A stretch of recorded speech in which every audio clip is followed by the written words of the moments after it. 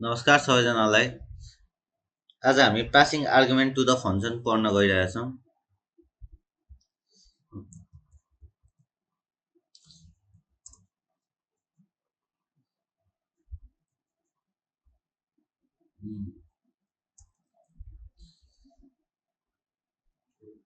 Editor option यसलाई ठुलो पार्छौँ। पहिला फन्टलाई ओके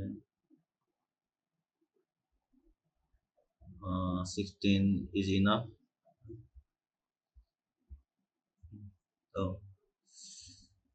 कलर पनि चेन्ज गर्दा हुन्छ। हामीले colours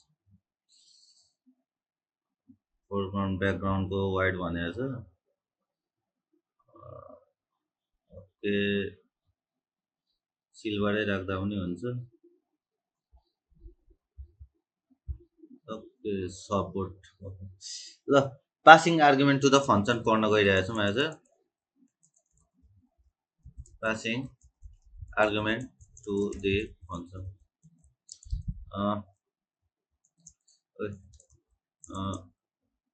Passing argument to the function can be done in three ways. पहिलो वे भनेको pass by value, दोस्रो वे भनेको pass by reference, तेस्रो वे भनेको pass by pointer. ओके आज हामी पास बाई भ्यालुको बारेमा भन्छौँ। त्यसपछि अर्को भिडियोमा पास बाई रिफरेन्स र अर्को भिडियोमा पास बाई पोइन्टरको बारेमा भन्छु म। पास बाई भ्यालु अब यो के हो भनेर हेर्नु है। म एउटा सानो प्रोग्रामबाट बुझाउँछु पहिला।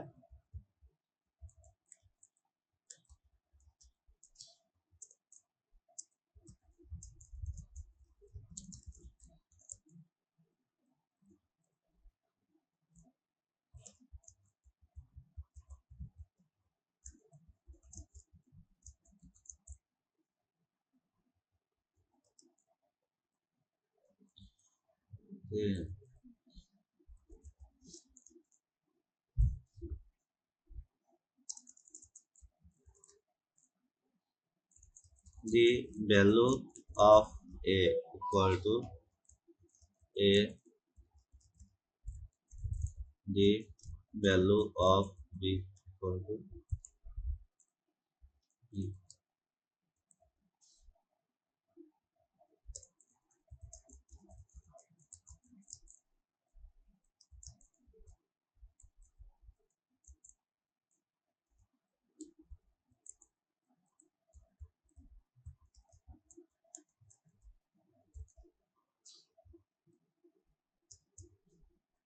ल यहाँ हेरौँ है।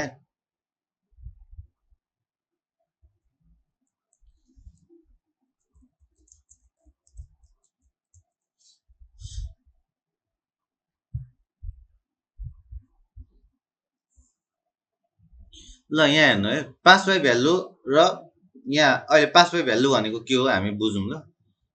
मैले यसलाई इन्ट एल गरिदिन्छु। ओके यहाँ हेर्नु त पास बाई भ्यालु भनेको चाहिँ कस्तो भन्दाखेरि मेन मेथड छ यो है। हाम्रो एजुकेसन कहाँबाट स्टार्ट हुन्छ? मेन मेथडबाट।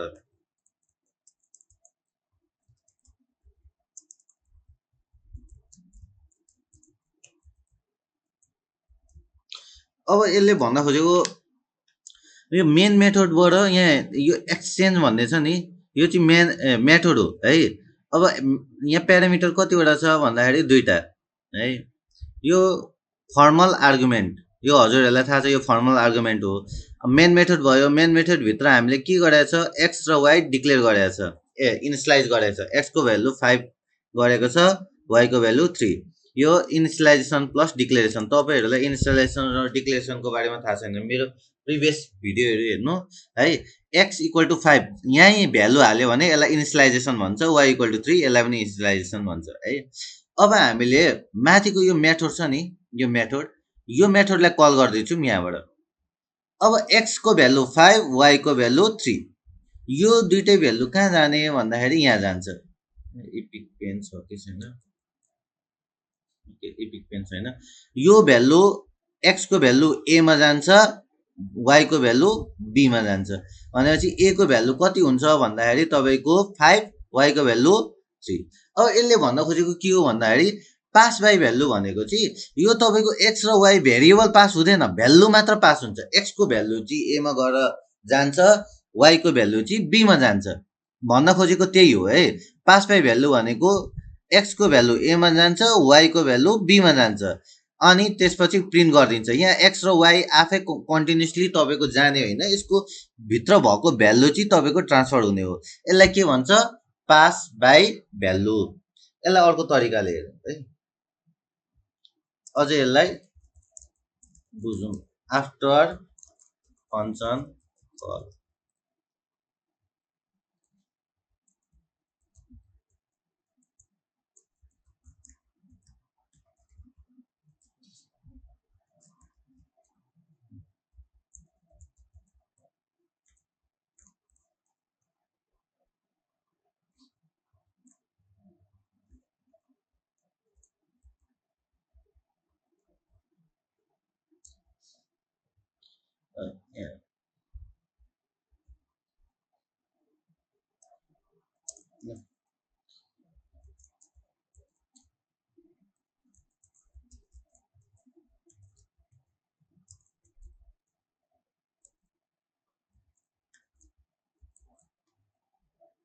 यो प्रोग्राम हेरौँ त। यो भ्यालु गएको छ माथि है, भ्यालु माथि एक्सचेन्ज हुन्छ तर यहाँ आइपुग्दैन है। भ्यालु चाहिँ माथि जान्छ, एक्सचेन्ज हुन्छ, तर एक्स र वाइ यहाँ हेर्नु त, एक्स र वाइ हामीले प्रिन्ट गर्दाखेरि यहाँ माथि गए पनि यो भ्यालु यहाँको भ्यालु मात्र माथि गएको छ। यो यसको यो एक्स र वाइ हामीले प्रिन्ट गर्दा x = 3 y = 3 नै देखाउँछ यहाँ। ओके, x = 5 y = 3 है। यो के भएको हो भन्दाखेरि तपाईको यहाँ x र y को भ्यालु चाहिँ पास हुन्छ माथि है। अनि यो तपाईको आफ्टर फंक्सन कल पनि हेर्दाखेरि x को भ्यालु 5 हुन्छ, y को भ्यालु 3 नै हुन्छ। माथि जाने पनि अब यहाँ तपाईले प्रिन्ट गर्नुभयो भने यहाँ हेर्नु है, सी आउट, यसमा चाहिँ हामीले एक्सचेन्ज गर्यौं हैन, cout the value of a equal to a int l है।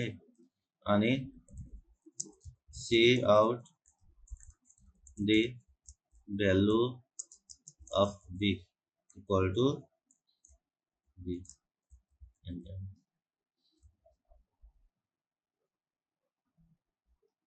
l। ल यहाँ हेर्नु है, अब यो माथिको हेर्नु त, माथिको यहाँ आउटपुटबाटै हेर्दा हुन्छ हजुरले। माथि चाहिँ के गरेको छ भने माथि यो भ्यालु चाहिँ माथि गएको छ a मा हैन, x को भ्यालु a मा 5 गएको छ, y को भ्यालु b मा कति गएको छ 3 गएको छ। अब यहाँ चाहिँ हामीले चेन्ज गरिरहेको छ, टेममा a को भ्यालु हाल्यो, a = b, b = टेम गर्यो। अब हाम्रो भ्यालु त एक्सचेन्ज गरेको छ, a को भ्यालु b मा हालेको छ, b को भ्यालु a मा हालेको छ भनेपछि द भ्यालु अफ a कति हुन्छ भन्दाखेरि 3 हुन्छ है, एक्सचेन्ज गरेर हैन। अनि द भ्यालु अफ b कति हुन्छ 5। अब यहाँ मुनि आउनु त, हेर्नु त, x र y को भ्यालु पनि यही आएको छ। किन? x र y को भ्यालु मात्रै आएको, x y नै गएको होइन माथि। यसलाई पास बाई भ्यालु भन्छ है। यसको डिस्क्रिप्सन मैले हजुरलाई, यसको डिटेल्स मैले हजुरलाई डिस्क्रिप्सनमा लेखिदिन्छु। के प्रब्लम छ भने हजुरहरूले कमेन्ट गरिदिनुहोस्। पास बाई भ्यालुमा चाहिँ नर्मली भ्यालु मात्र पास गर्ने हो, भेरिएबल पास गर्दैन यसले। आजलाई यति गरौँ, थ्यांक यू।